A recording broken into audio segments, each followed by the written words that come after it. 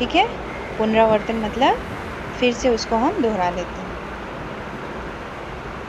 चलिए, सबसे पहले हमने क्या पढ़ा था? कोण।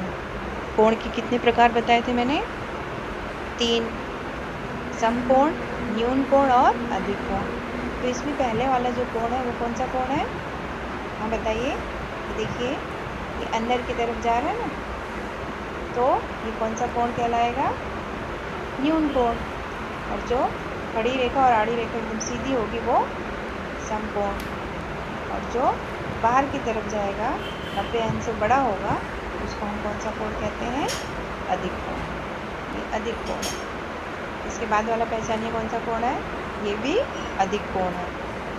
और लास्ट वाला कौन सा है? जो पहला वाला देखिए सेम वैसे ही है ना, वो भी। ये भी कौन सा कोण हुआ? न्यून कोण। आगे देखते हैं।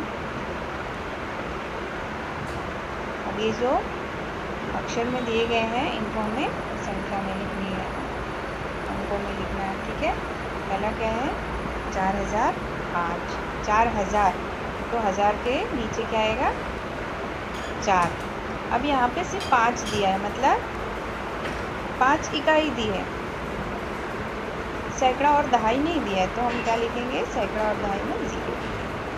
ठीक है, इसी तरह से दूसरा देखिए, 5017, तो हम 1000 में क्या लिखेंगे?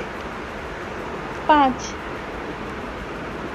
और 17 दिया है, सैकड़ा में कुछ नहीं दिया है, तो दहाई में 1 और इकाई में 7। ठीक है, इस तरह से आप तीसरा, चौथा, पाँचवा करेंगे। तीसरा है 7313, चौथा है 8000 और पाँचवा है 9999। अगला है वृत्त। ये देखिए, ये जो गोल आकृति है इसको हम गणित में वृत्त बोलते हैं। वृत्त के बीच में जो बिंदु होता है उसको हम केंद्र बिंदु बोलते हैं। ठीक है, तो ये पहली जो आकृति है उसका नाम है केंद्र। और जो दूसरी आकृति है, मतलब केंद्र से होकर के नहीं गुजरती, केंद्र के अगल बगल कहीं से भी गुजरेगी, उसको काटती हुई नहीं गुजरेगी, उस रेखा को हम क्या कहेंगे? एक छोर से दूसरी छोर की तरफ जो रेखा मिलती है उसको हम बोलते हैं जीवा। और जो रेखाखंड केंद्र से हो करके गुजरती है, वृत्त को एक कोने से दूसरे कोने की तरफ उसकी बिंदु से गुजरती है, केंद्र से गुजरती है, उसको हम बोलते हैं व्यास। ठीक है, व्यास के बाद लास्ट वाला है जो केंद्र बिंदु से होकर के जो रेखाखंड वृत्त के किनारे पर मिलती है, कहीं भी, चाहे वो इस तरफ मिले चाहे उस तरफ मिले, तो उसको हम बोलते हैं त्रिज्या। आगे देखते हैं। यहाँ पे प्रतीक चिन्हों को देख करके हमें क्या करना है? संख्या बनानी है। अब प्रतीक में देखिए, सबसे पहली वाली लाइन में 1000 में कितने मन के हैं? 2, सैकड़ा में 1, दहाई में 1 और इकाई में 1, तो कौन सी संख्या बनेगी? ये देखिए, 2, 1000 में 2, सैकड़ा में 1 लिखा मैंने, दहाई में 1 और इकाई में 2, कौन सी संख्या बन गई? 2112। इस तरह से आप बाकी मनकों को देख करके संख्या बनाएंगे। जिस डंडी में, जिस लाइन में एक भी संख्या, एक भी मन के नहीं है, एक भी मोती नहीं है, उसके स्थान पर हम 0 लिखेंगे। ठीक है, जैसे ये 4 नंबर देखिए, यहाँ पर 1000 में कितना है? 1 2 3 4 5, तो यहाँ पर हम 5 लिखेंगे। और सैकड़ा दहाई इकाई में कुछ नहीं है, तो हम 3 0 लगाएंगे। ठीक है, इस तरह से।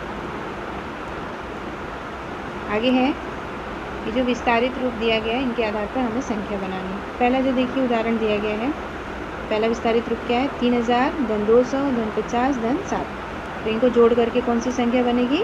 3257।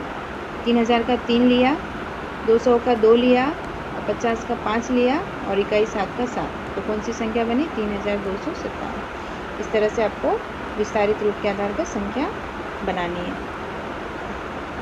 अगला देखिए, जोड़। जोड़ में हम कहाँ से जोड़ेंगे? इकाई से। इकाई में कितना है? 8 और 7। 8 7 कितना होता है? 15। 15 की हम यहाँ लिखेंगे 5 और 1 हासिल देंगे दहाई को। 5 और 4 कितना हुआ? 9 और 1 हासिल 10 की 0। अब 1 हासिल सैकड़ा को मिल जाएगा।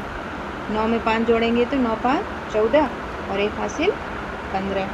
15 की 5 और 1 हासिल 1000 को मिलेगा। अब 1000 के नीचे कोई संख्या नहीं, तो सिर्फ हासिल को नीचे लिख देंगे। तो हमारा उत्तर कितना आया? 1505। ठीक है, अगला देखते हैं घटाना। घटाना भी हम इकाई से करेंगे, ठीक है। चलिए 5 है, उसके नीचे 9 है, 5 में से 9 घटेगा नहीं, तो 5 दहाई से उधार मांगेगा, तो 5 के पास कितना हो जाएगा 15, ठीक है। 15 में से 9 कम करेंगे तो कितना हो जाएगा 6, दहाई के पास क्या बचा 0। अब 0 में से 4 घटेगा नहीं, तो वो सैकड़ा से 1 हासिल लेगा, तो इसके पास हो गया 10, और 2 के पास क्या बचा 1 सैकड़ा। 10 में से 4 कम करेंगे तो यहाँ भी 6 आएगा। अब सैकड़ा में 1 में से 6 कम होगा नहीं, अब ये 1000 से 1 उधार लेगा, तो यहाँ हो गया 11, और यहाँ कितना बचा 3। 11 में से 6 गया 5, 3 में से 2 गया 1, ठीक है। इस तरह से आपको घटाना का सवाल भी रिवाइज कर लेना। सबको समझ में आया, ठीक है।